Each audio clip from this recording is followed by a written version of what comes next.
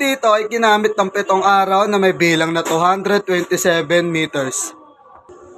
Ito naman ang printer head. Ito naman ang cupping, head clean,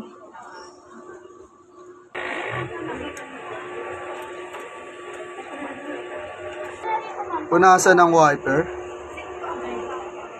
nozzle check,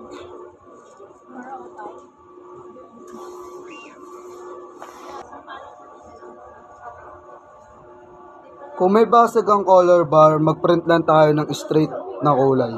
Wala kaming in-house order, ang pending namin ay goods for 24 hours at wala kaming branch fulfillment para ngayong week. Ang ink system ay tama lang. Ang waste tank ay nalinis kahapon. Ito naman ang ABR at andito naman ang ground wire. Andito naman ang stocks namin, andito ang used. Dito naman nakalagay ang unused.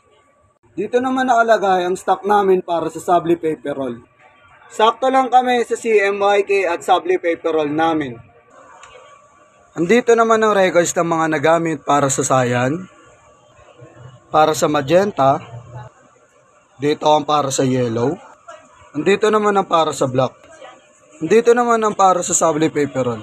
Dito naman ang aming daily output. Dito naman ang printer daily checklist ngayong week.